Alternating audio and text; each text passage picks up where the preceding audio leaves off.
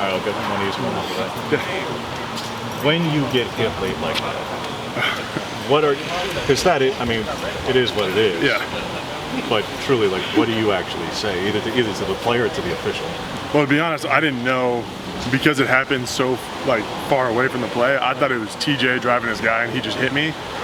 And then the guy tried to reach and help me up. So I was like, oh, he must have, TJ must have drove him into me, whatever. And we get off the sideline, and Ryan asked, like, what did I say to that guy? I was like, what do you mean? And then he told me the guy kind of cheap shot at me, and then I saw him film, and obviously it was a blatant cheap shot. But I mean, I'm not going to fight back. I'm not going to, let them get the penalty. I think that's BS. That's not how the game's supposed to be played. But if they want to play that way, then they can do it. So I mean, at that point in the game, it was already decided that it was over. So. What have you seen, particularly this week, with between Marcus on one side of the lot the past week plus, and Jackson getting a lot more opportunity? Yeah, I think they've both done a great job in practice, and reaching out to me to watch some extra film, which has been really encouraging. I've kind of challenged them this week to step up the preparation a good amount. Not that they haven't been doing enough, but just continue to push them and push the entire offensive line, including myself. So I think we've done a great job, getting in, watching film together. BYU does a lot of stuff up front. They've got some dudes up front, so we gotta be on our A game. What did you see in how they were able to so limit Taylor's offense, which is a really dynamic, really good offense? Yeah, they did a lot up front. I'd say they won that game up front just from watching the film a few times and really breaking that down. They did a lot of movement, but their guys just play hard. They play through the whistle. So I think it's the biggest thing is you see. The tell of a good defense if you see 11 guys flying to the ball, no matter if the ref's blowing the whistle or not. And that's what you see with this defense, and really strong up front in their front seven. So we're going to have a really good challenge waiting for us. You were here in 18, obviously. I know you didn't get in that Washington game, but it's the first time there's a top 25 matchup here since that Washington game that year. Yeah. As one of the guys who was here, one of the handful who was, like, you explain to these guys, like, how big this opportunity is and what this environment is. Yeah, no, it's huge, especially when you got such a good team like BYU coming. I actually didn't even know that stat, but it'll be a great opportunity for both of our teams, and I'm really excited to see offense, defense go out there and just let it rip. How proud are you guys that no sacks, hardly any quarterback pressures through 2 games on Bo? And how important is that going to be for this week? Hey, it's going to be huge. Keeping the quarterback clean, I take a lot of pride in it. We take a lot of pride in it as an O-line, and Coach Clem really emphasized that, a lot to us. So we got to really just keep it going, and everybody's got to be on the same page because BYU does some, confusing stuff up front, and obviously they got some on top of their scheme. They got some really good players. So we got to be on top of our game and, be ready to bump the games off and all that stuff. So we know we gotta bring our A game. Has the communication gone on as it has with new guys in at guard with JPJ and Harper? I know JPJ played last year, but I think just over communicating to them. I think there's really no such thing as over communication, but I like to say it because I'd rather have them be annoyed with me at yelling at them, hey, you got this guy, than give up a sack or a pressure. So I got all the faith in the world in those guys that they're going to do a phenomenal job.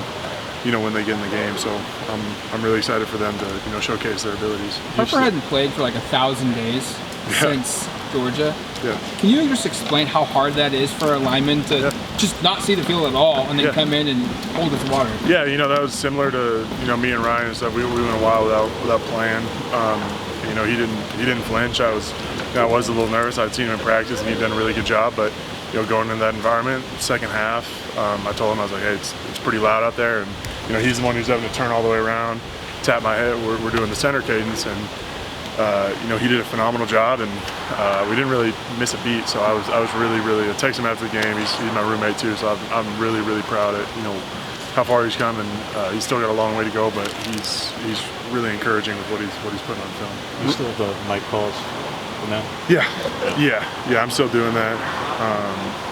Some systems, I didn't know some systems had the quarterback do that, so all I'm used to is center doing that. And BYU asked in general, but this game in particular, where they free up their linebackers to make, and all of their linebackers to make a lot of plays. Yeah. How conscious you have to be of not just the guys you're tackling, but also the back end of that front seven is all over the place. Yeah, no, they are, and they do a lot of, like I said, a lot of stuff up front, a lot of little things that you might not be able to see from the TV copy, but when you look from the back copy, you're like, oh, that's really smart. The way they align those guys up. So, it'll be a really good challenge for us. IDs have to be, at a premium, like always.